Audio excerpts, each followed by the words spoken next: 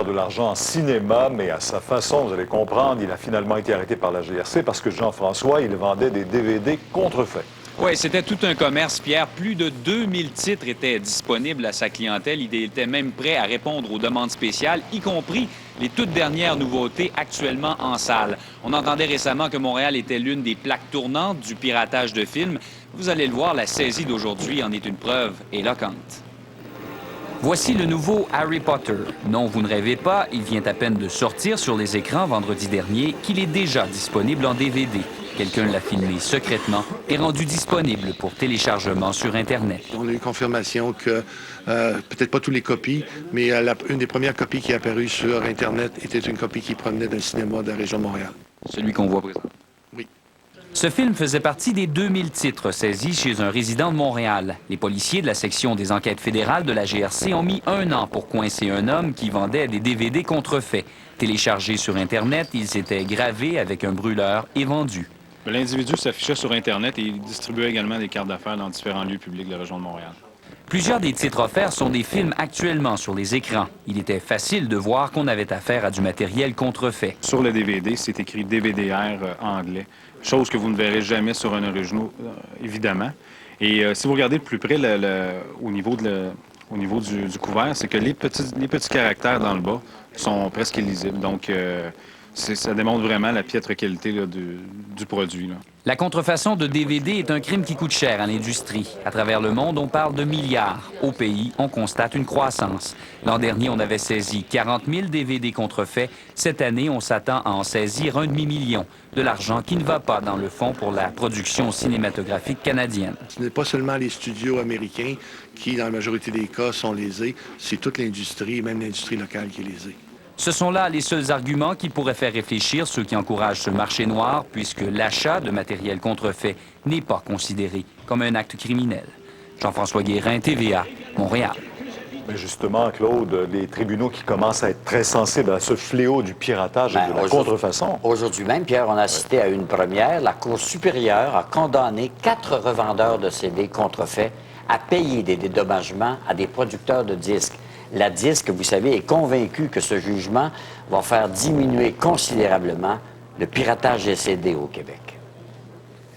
Au mois d'août dernier, au marché aux puces de Saint-Eustache, la Disque et des producteurs ont saisi plusieurs caisses de CD que tentaient d'écouler des revendeurs. Les disques copiés de piètre qualité étaient vendus 5 $ l'unité. 4 mois plus tard, la Cour supérieure condamne 4 résidents de Montréal à payer au total 200 000 $ aux producteurs, soit 120 000 $ à titre de dommages et 60 000 $ de dommages punitifs, en plus de tous les frais reliés à cette affaire. Les huissiers pourront commencer à saisir les biens des fraudeurs qui font partie de la même famille dans 10 jours. Si cette première procédure d'exécution-là ne nous permet pas d'aller chercher finalement le total des dommages, c'est-à-dire du montant qui a été octroyé de 200 000, c'est un jugement qu'on peut exécuter sur 10 ans. La Disque est convaincue que les faussaires qui demeurent dans l'arrondissement Saint-Laurent ont les moyens de payer. C'est ce que pensent aussi les chanteurs. Ils n'ont pas payé la production, ils n'ont pas payé les artistes, ils n'ont pas payé les musiciens. Ça leur a coûté un CD vierge qui coûte à peu près 10 cents. Avec imprimer la pochette, on parle d'un autre 10 cents. On est dans du 9 990 % de profit. Là. C'est un jugement inespéré pour plusieurs. C'est comme si quelqu'un arrive chez vous avec une télé de 2000 $ puis qui veut t'en vendre 20 $. Il y a une question à se poser. C'est pas correct, c'est volé. La Disque ne sait pas combien les artistes perdent dans la province avec ces ventes illégales. Évidemment, toutes les procédures et les avocats de la Disque ont coûté cher. Il ne restera pas beaucoup d'argent en bout de ligne. C'est surtout l'effet du jugement qui enchante les artistes. La contrefaçon de musique, c'est la même chose que de la contrefaçon de Chanel, de Louis Vuitton. Moi, tu sais, si j'ai pas les moyens de m'acheter du Louis Vuitton, ça me donne pas le droit d'aller voler du Louis Vuitton. La Disque n'a pas l'intention d'en rester là. Elle va surveiller également de près les autres revendeurs de disques contrefaits et promet de les poursuivre en cours aussi s'il le faut. Harold Gagné, Ici Patricia Ely. Si petite soit-elle, la première tempête de l'hiver a causé bien des maux de tête aux automobilistes aujourd'hui. Les sorties de route se comptent par dizaines. Je vous en reparle après la pause.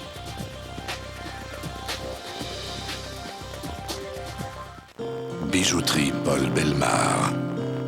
Neige et poudrerie, cocktail explosif pour les automobilistes.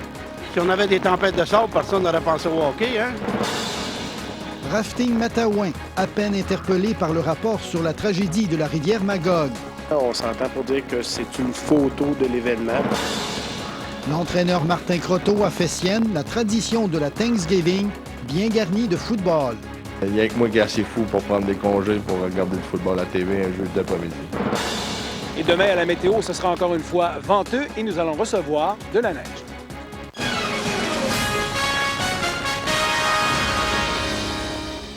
Bon début de soirée, mesdames et messieurs. Ça peut nous sembler un peu tôt, mais notre première tempête de l'hiver nous est tombée dessus aujourd'hui avec un dangereux mélange de neige, de poudrerie et bien sûr de chaussées extrêmement glissantes. De quoi envoyer plusieurs automobilistes hors de la route. Et Patricia Ely, c'est ce qui est arrivé. Les sorties de route ont été nombreuses aujourd'hui. Effectivement, très nombreuses. À 16h30, du côté de la sécurité publique de Trois-Rivières, on notait déjà plus d'une vingtaine d'accrochages. Du côté de la Sûreté du Québec, à la même heure, on dénotait une trentaine de sorties de route. Alors oui, c'est beaucoup. Et pourtant, c'est pas une très grosse tempête de neige. Aujourd'hui, on a déjà vu pire. On prévoyait seulement qu'une dizaine de centimètres de neige. Alors, il faudra peut-être s'y faire et se préparer un peu mieux parce que c'est certain qu'on aura pire cet hiver. Donc, il faudra se rappeler de garder ses distances et d'adapter sa conduite aux conditions de la route. Et pourtant, même si on respecte ces règles de prudence, ça n'empêche pas certains de se retrouver dans le décor. Je vous laisse justement entendre un automobiliste qui, malheureusement, s'est retrouvé dans le décor aujourd'hui. C'est suivi de l'agente Carole Arbelot de la Sécurité publique de Trois-Rivières. Il y avait un auto d'arrêté, j'ai voulu l'éviter, puis il y avait des chars qui descendaient à l'autre track. J'ai décidé au lieu d'en frapper un, de prendre le champ à place. J'essaie de faire tout ce que je peux pour arrêter, mais la température, c'est la température. Ce qu'il faut bien comprendre, c'est qu'avec la température que nous vivons aujourd'hui, il faut redoubler de prudence à l'approche des intersections où l'on doit arrêter parce que justement, c'est très glissant. Patricia, conditions de la route bonnes ou pas, il y en a qui n'ont pas le choix justement d'être sur la route. Effectivement, quand les conditions sont mauvaises, les personnes peut-être les mieux placées pour nous en parler, ce sont les camionneurs, eux qui sont constamment sur la route. Et ceux que j'ai rencontrés aujourd'hui trouvaient que certains automobilistes faisaient peut-être preuve de négligence. Je vous laisse en entendre d'eux. Il y a beaucoup de monde qui dépasse en voie de gauche, puis elle n'est pas en état de dépasser. Fait que nous autres, on roule 85, 90, puis c'est dangereux. Il faut surveiller la nature, c'est ça, l'hiver. Si on avait des tempêtes de sable, personne n'aurait pensé au hockey, hein? On faut vivre avec l'hiver. En terminant, Pierre, un rapide coup d'œil sur justement les conditions routières ce soir.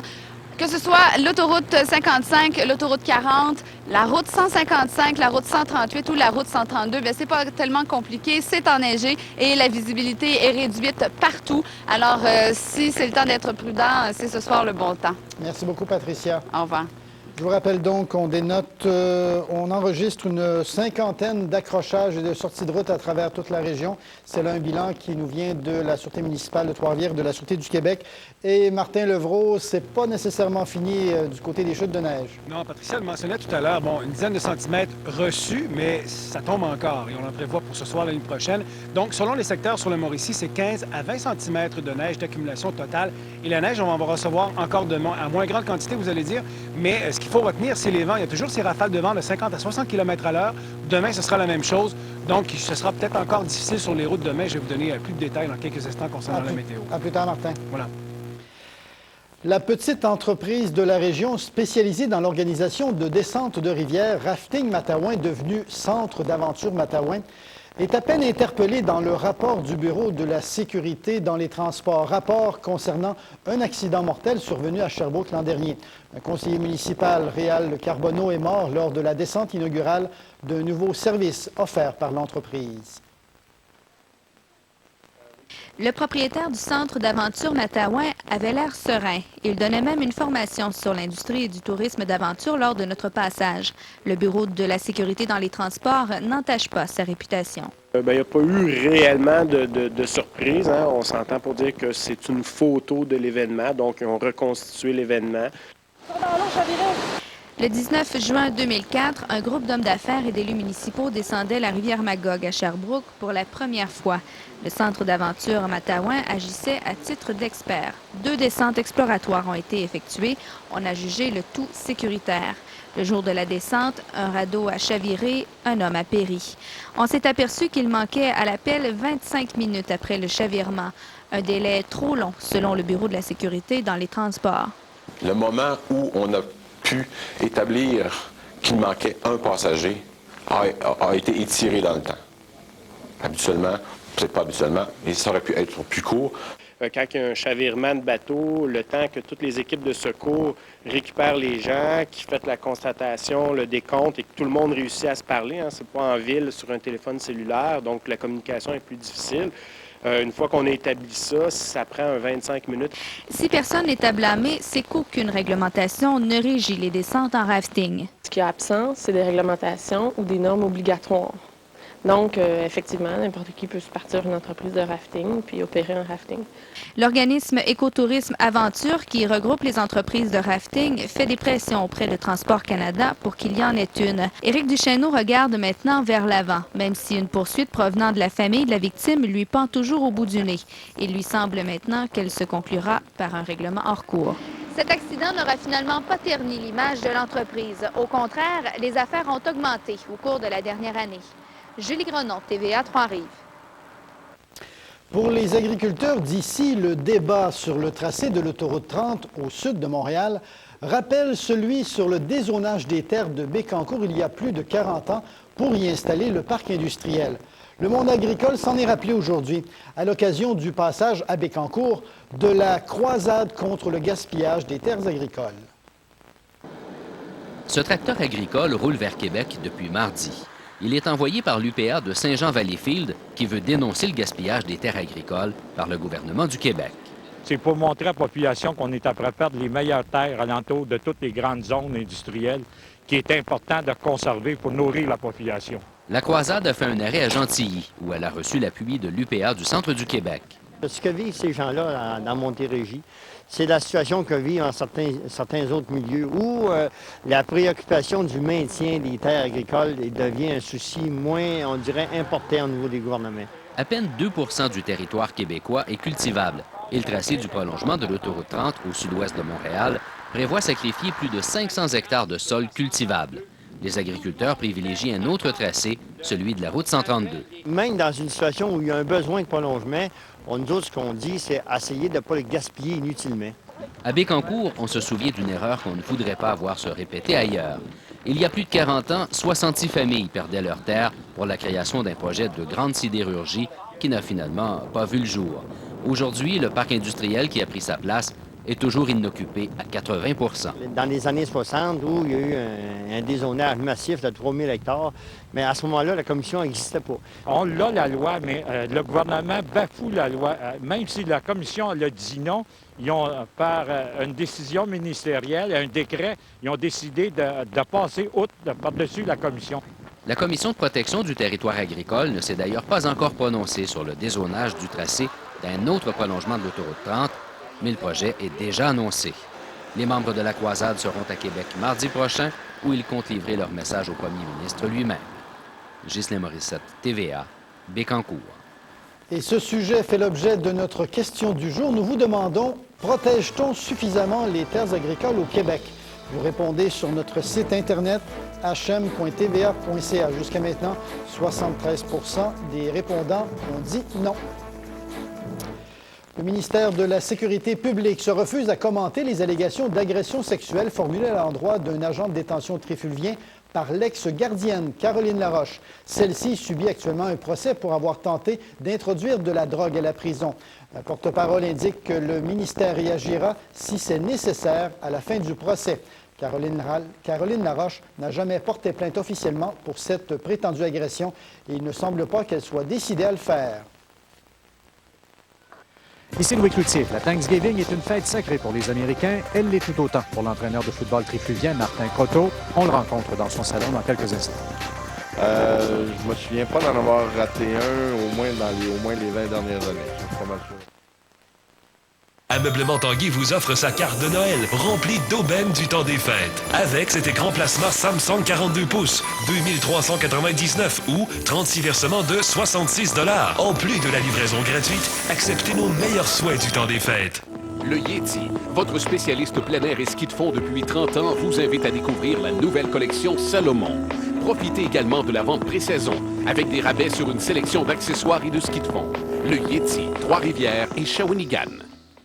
La bijouterie Donatien Dugré vous propose sa super grande vente. Obtenez 15 % de rabais sur les bijoux en or et en plus, nous payons les taxes. Aussi de 15 à 50 % de rabais sur le cadeau. Profitez aussi de notre plan de garantie pour vos diamants. Bijouterie Dugré, Shawinigan et Trois-Rivières. Aujourd'hui, opération temps des fêtes, opération mode. Avec des boutiques de renom. Freestyle, Ritman, Bijouterie Mozart, Maryse Petite, l'effet mode. Opération cadeau. Intersport, Laura Secor, Coiffurotech, Dans un jardin. Et tout ça au même endroit. Pour un temps des fêtes réussi, la Plaza de la Mauricie. Portes et fenêtres Gérard Millette. Pour apprécier la chaleur de votre intérieur, la beauté de votre extérieur. Gérard Millette, des portes et fenêtres incomparables, construites avec le souci du détail et de la qualité, le reflet de votre personnalité. Quel que soit votre style ou votre projet, Portes et fenêtres Gérard Millette, un choix sans compromis. Ameublement Tanguy vous offre sa carte de Noël, remplie d'aubaines du temps des fêtes. Avec le confort de nos fauteuils relaxants, choix de couleurs sur nos modèles en tissu à 399 ou 11 $ sur 36 mois. En plus de la livraison gratuite, acceptez nos meilleurs souhaits du temps des fêtes. Ce samedi, j'ai mis des parties d'animaux dans ton corps. Je suis en train de devenir un animal. C'est le meilleur ami de l'homme, rapide comme une gazelle, avec un caractère de chien, mais aussi doux qu'un agneau.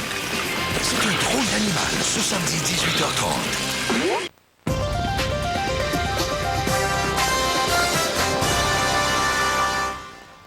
Il n'y a pas qu'aux États-Unis que soit suivie la tradition de la Thanksgiving. Elle l'est aussi religieusement par l'entraîneur de football trifluvien Martin Croteau. Pas de travail ni aujourd'hui ni demain, seulement du football dans son salon. La Thanksgiving est un congé sacré pour 282 millions d'Américains et pour un trifluvien. Son employeur, la ville de Louisville, le sait. Chaque dernier week-end de novembre, Martin Croteau ne vient pas travailler. Il reste dans son salon à suivre les traditionnels matchs de football. Ils savent tous. Aujourd'hui, ils m'ont même souhaité hier bon match de football, puis profite-en, puis repose-toi. Ceux qui du bureau veulent s'informer des joutes savent à qui s'adresser et où le trouver. C'est 24-0 pour Atlanta. Depuis que je travaille, j'ai toujours été en congé. J'ai toujours organisé mes vacances en conséquence de prendre ces journées de congé-là. Même quand j'étais à l'université, je prenais j'organisais mon horaire d'école lorsque le Thanksgiving arrivait pour être disponible pour regarder les matchs. À la différence des Américains, il n'y a toutefois pour Martin Croteau ni dinde ni houblon. De toute façon, il ne prend pas d'alcool. De fêter la Thanksgiving comme les Américains le font avec une dinde ou bien un gros repas, malheureusement non, parce qu'on est peu dans la famille. À la différence des Américains également, lui ne rend pas tant grâce aux dernières récoltes agricoles qu'aux récoltes de son équipe, les Diablos du cégep de Trois-Rivières, qu'il conduit presque immanquablement chaque année aux grands honneurs. Il y a que moi qui est assez fou pour prendre des congés pour regarder du football à la TV un jeudi après-midi. Son début de Thanksgiving n'a pas été très savoureux, avec un match presque décidé d'avance. On va regarder, on va espérer que le deuxième soit meilleur. Et puis, avec cette première grosse bordée, il y avait sûrement une autre bonne raison de célébrer la Thanksgiving tranquille à la maison. Louis Cloutier, TVA Trois-Rivières. L'Orchestre symphonique de Trois-Rivières va honorer son chef fondateur, le maestro Gilles Bellemare. Il recevra le titre de chef émérite de l'Orchestre symphonique de Trois-Rivières. C'est ce que le conseil d'administration de l'OSTR a annoncé ce matin. Gilles Bellemare a été directeur artistique et chef attitré de l'OSTR depuis sa fondation en 1978, et ce jusqu'en 2005. La distinction honorifique lui sera remise en reconnaissance de son implication dans la fondation et le développement de l'orchestre. Il recevra le titre de chef émérite lors d'un concert bénéfice de Noël le 3 décembre prochain. Je suis extrêmement flatté. C'est, je crois, une façon de dire on était content que tu sois là et puis on essaie de ne pas l'oublier. C'est un homme qui s'est donné corps et âme à l'Orchestre symphonique et à faire en sorte qu'elle soit ce qu'elle est devenue aujourd'hui. Donc, un hommage bien mérité et on est très heureux de le nommer chef émérite. Une entreprise de Saint-Adelphe recherche un technicien ou une technicienne en architecture. C'est un poste permanent à temps plein de jour. On demande un DEP en dessin de bâtiment et de 1 à 2 années d'expérience. On demande aussi une bonne connaissance des logiciels AutoCAD ou DataCAD. La personne recherchée devra aussi posséder un bon sens de l'observation et de l'organisation. a-t-il l'air juste? Certainement. On a l'air juste. À la bijouterie Gilles Allary, on a un des plus vastes choix de montres en Mauricie. Et si vous cherchez une horloge... L'autre est un succès. C'est une cadre supérieure de TELUS, Karen Radford, qui va lui succéder. Il croit qu'elle aussi sera, tout comme lui, très sensible au rôle que joue TELUS dans l'économie régionale de l'Est du Québec. Madame Radford, qui est native d'une région, dans le Nouveau-Brunswick, qui a travaillé à NBTL, qui était une compagnie de télécom régionale comme nous l'étions, comprend très, très bien cette dynamique-là. Aujourd'hui, M. Saint-Pierre affirme qu'il a maintenant besoin de repos et que pour lui, l'heure de la retraite a sonné. Je pense que j'étais rendu à une étape de ma vie où il fallait que je tourne la page. Paul Huot, Radio-Canada, à Rimouski. Dans un instant, des employés en colère contre Bombardier Produits récréatifs et l'affaire Northshield coûte cher à la ville de Sherbrooke. À tout de suite.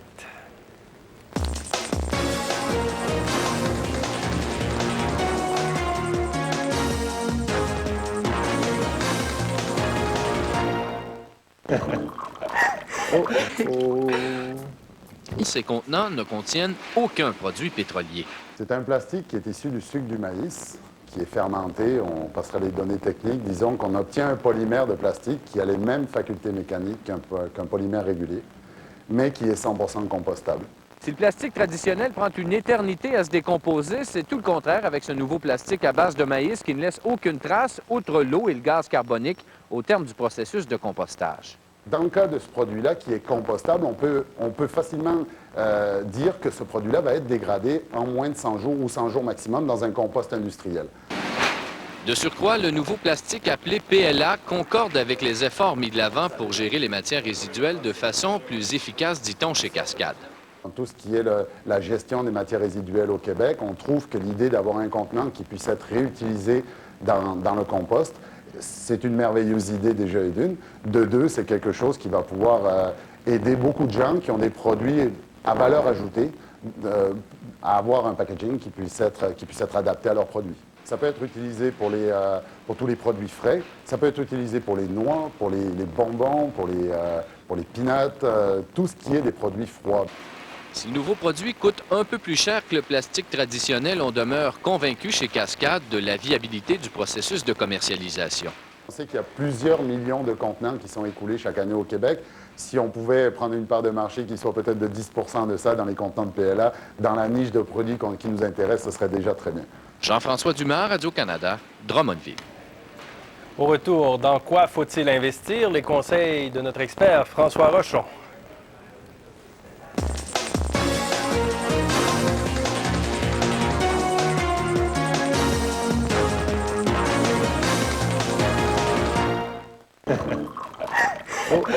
Sur RDI.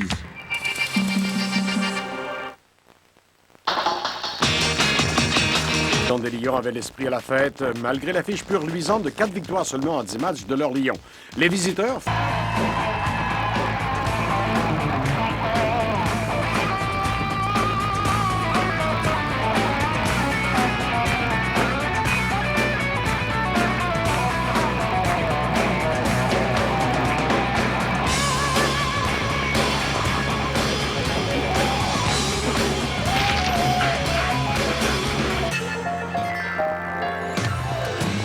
La Banque nationale est fière d'être partenaire du nouveau concours Les études Moi, j'accroche. Bonne émission. Oui, bien, c'est un peu à partir de là que ça a commencé à capoter sur les francs-maçons. Lui, son but à Weishaupt, c'était de prendre le contrôle du monde à partir de la Révolution française de 1789. Détruire tous les gouvernements et toutes les religions. Ah bon? Ouais, sa stratégie était fondée sur 4 points. Corrompre par l'argent ceux qui occupent des postes élevés, recruter les meilleurs étudiants des meilleures familles d'un collège et des universités, se servir des personnes qui sont sous influence, puis des étudiants comme agents espions infiltrés en les faisant obtenir des postes de conseillers pour les gouvernements, puis prendre le contrôle de la presse de la même manière pour biaiser l'information. En 1776? Ouais, dans ces années-là. Le coudon, on a écouté parler, on dirait qu'ils sont encore au pouvoir. Ah, c'est pas pire, hein? Ah, si c'est ça la méthode, Hugo avait raison de s'inquiéter. À cause de Ouellet. Est-ce que tu penses que Ouellet aura obtenu son pouvoir grâce à des complices francs-maçons dans le gouvernement? Tout est possible. Moi, j'ai jamais cru à ça, mais bon. Mais pourquoi prendre le contrôle du gouvernement? Pourquoi faire? Pour instaurer leur système politique. Regarde, probablement un des plus connus des grands maîtres, c'est le général Pike. Qui? Un des fondateurs du Ku Klux Klan. Je te regarde, toi, t'as donc bien chaud. Es-tu malade? Malade? C'est pas de ta faute. Mais là, si tu l'as rendu malade... Ça m'étonnerait qu'il l'aille, là. Je t'ai dit d'attendre. Mais c'est ainsi, toi, t'es pas docteur? Mais ça prendrait de maudite bad luck, hein? Caroline, on l'a juste fait une coupe de fouet. Ah oui, puis toi, c'était pas une bad luck? J'ai fourré pendant 6 ans avec le bande-sud chez Sandra avant qu'ils me le disent qu'il y avait ça. Hein? C'est pas pareil. Puis Toutoune? Quoi, Toutoune? Là, avec, tu as donné ça? Eh non, pas lui. On a toujours pris des capotes, puis je crachais pas dans la bouche. Puis lui, le bonne sœur, là, il continue à donner ça du monde? Non. Toutoune l'a fait passer. Un de moins. Lindo. Tu savais que je cruisais Rivet puis que j'étais malade. Comment ça que tu capotes de même? Parce que je pensais pas que ça se pognait de même. Pas de même. Mais ça se pogne, oui. Écoute, tout ce qu'on veut, c'est une réponse. C'est pas à moi de le dire. Michel Rivet a dit oui. Monsieur Rivet a dit qu'il fallait aplanir certaines difficultés avant de vous laisser aller avec le projet. Bon, mais quand? Je sais pas quand, c'est pas moi qui décide. Mais le groupe est formé, si on attend trop, on va perdre du monde. Regarde, vous auriez dû attendre d'avoir la salle avant de vendre l'étiquette. Viens-t'en, on va s'en occuper.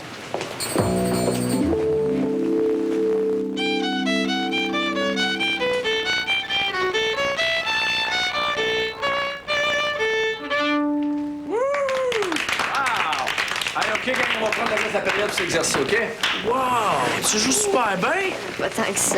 T'es super bonne. J'aimerais ça jouer de même. Ouais, elle avait des bases, hein? OK, qu'est-ce pour ça?